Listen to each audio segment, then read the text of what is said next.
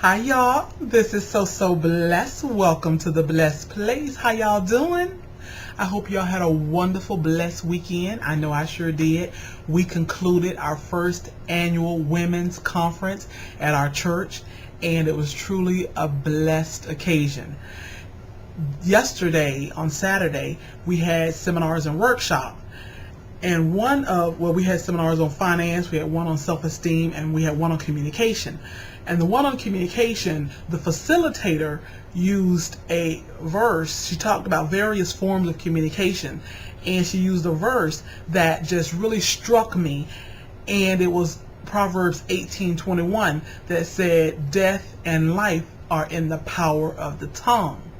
And that can be used in various forms in our life. It can be used in our workplace, in our relationship with our children, our relationship with our parents, and our relationship with our spouse. But of course, y'all know I thought about it in the form of relationship as it relates to relationships. Because y'all know now anybody can glean. The men, you can listen and glean some information from this. Hopefully that's helpful or enlightening to you. But I'm specifically talking to the ladies because ladies, y'all know we have this mouth, right?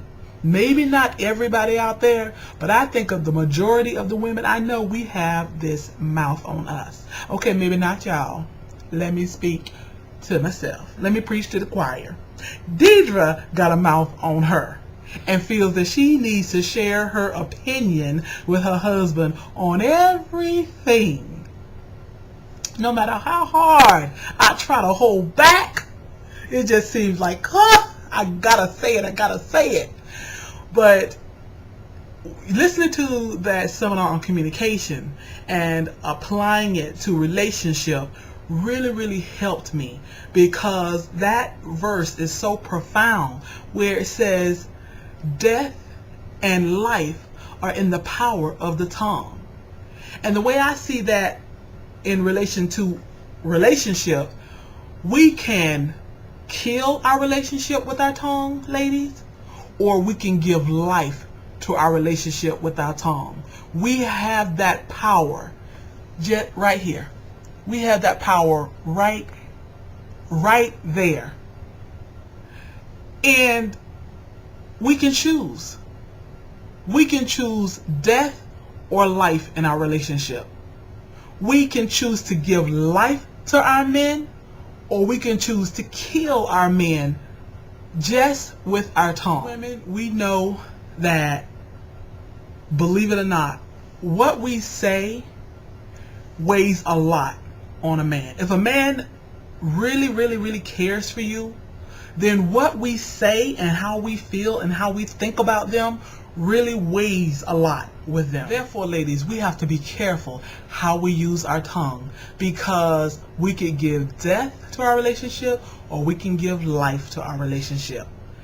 And I'm going to give you some examples of how we can kill our relationship with this tongue. Nagging him on every set. Nagging him because he placed his cup or his glass in the wrong place. Nagging him because he put his shoes in the wrong place.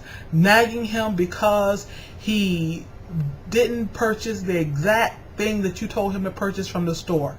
Nagging him because he didn't do exactly what you tell him to do, when you told him to do it, how you told him to do it. Now don't get me wrong, ladies. I'm not saying keep quiet all the time. I'm not saying be a doormat for anyone. As a matter of fact, the exact opposite. Don't be, my mantra, don't be anybody's doormat. Even the Bible speaks of, it's better for a man to live in the wilderness or on the rooftop of a house than to be in the house with a nagging woman. Can you believe the Bible talks about nagging? Ladies, we do not want to nag our men to death. Of course, when you have an opinion about something, speak your mind.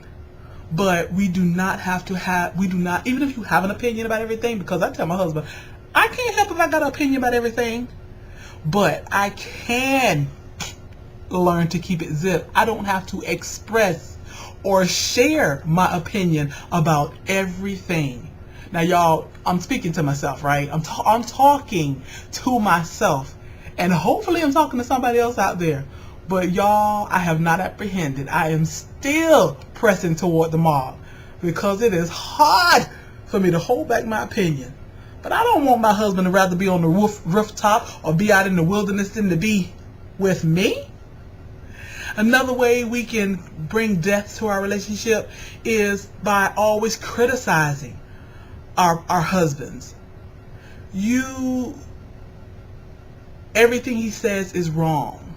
He says it's blue. You said, no, honey. Remember, it was green. He said it was green. And you say, no, honey. Remember, it was red. It does not matter if he has the day wrong, the color wrong, the location wrong, the timing wrong. It doesn't matter. Let the man speak. We don't have to criticize or correct him about everything. Like I say, I'm still learning because y'all know my husband, Brown, can mess up some words. And y'all, I try to correct him. He even asked me, to help him out with those things. And I correct him. But y'all, I don't correct him all the time. Even though he gave me permission to correct him and to tell him. But y'all, Brown be messing up the words quite often. And he would not want to communicate with me if I was correcting him on every set. So I have to let some of them words slip through. I have to use wisdom on when to correct Brown about them mispronunciation of words. So don't nag. Don't criticize all the time. And when you do have to use constructive criticism or constructive feedback, make sure it's done in a loving way and in the right timing. Not out in front of people, not in the middle of his story when he's trying to communicate with you, etc. Another way we could kill or bring death to our relationship is always having to have the last say. Y'all know we always got to have the last say. We don't always have to have the last say. Okay, ladies, how do we bring life to our relationship? How do we bring life to our men? By speaking with love and kindness and tenderness. Y'all know I'm learning this, right? I have not apprehended. Complimentary.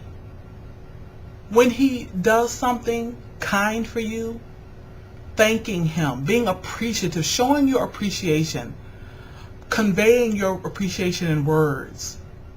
Another way you can bring life to your relationship is by being supportive. Even if you don't agree with something that he decides to do, understand that we all make mistakes, but give him a chance to make his mistakes. So hey, maybe it might not even be a mistake. Maybe you think it's going to be a mistake, and maybe, I know there are times that my husband decided to do something and I thought, big mistake. And then it worked out fine. And sometimes it even worked out for our benefit. And it's kind of like, oh, Deidre, eat those words. And then there were times that my husband have done things and made big mistakes. And I did not go and say, I told you so, or have attitude, or keep rubbing it in his face. I will even give you a small example. I come home from work one day. This was months ago because, I ain't worked in about 6-7 months. But I come home from work one day and there's this guy here installing an alarm system on our home. And I'm like, why are we getting an alarm system? But I said, okay, this was his decision. We get the alarm system. Y'all, they take the money out of our bank account religiously for the last year and a half. We have not set the alarm one time. We have not used the alarm. Okay, side note, hope any burglars aren't listening. Covered under the blood, Jesus. But anyway, we have not set the alarm. Why did this man go purchase an alarm system, or let someone talk him into getting an alarm system that they are taking money out of our bank account every month for the last year and a half? And I think we're under a 2 or 3 year contract, and we never used the alarm. Y'all, I want to say, I told you so. That was crazy. That was stupid. But I haven't said a word. And he realized later that it was a mistake. But oh well, like I haven't made purchases that we didn't need or made big mistakes. Compliments, okay. Compliments. Compliment on how you appreciate him. Compliment on how you love that he's a great provider. Compliment on how nice he's dressed, or how good he smells, or how you appreciate that he's such a great father, or that you appreciate him holding it down, holding the family down. You appreciate him being an honest man. You appreciate his integrity. Whatever it is that you appreciate about him, make sure you let him know. Let your tongue convey that you have an attitude of gratitude. Y'all, believe me, there are so many women out here who want a good man. If you have a good man, let your tongue show your attitude of gratitude by speaking kind words, tenderness. Don't hold grudges. If you forgave him or you forgive him for past indiscretions or past pains that he's caused you, or little things that he's done, and you truly forgive him, then don't bring up those past indiscretions. Don't bring up those past hurts. If you can't let it go, then you need to let him go. But if you want him and the relationship, then don't keep bringing up bad stuff in the relationship. Don't keep reminding him of when he did something wrong or when he hurt you, etc. That can cause death in your relationship. So ladies, just remember that the power to kill our relationship or the power to bring life to our relationship is right here in the power of the tongue. Y'all be blessed. And lastly, don't hold grudges. If your man has done something, and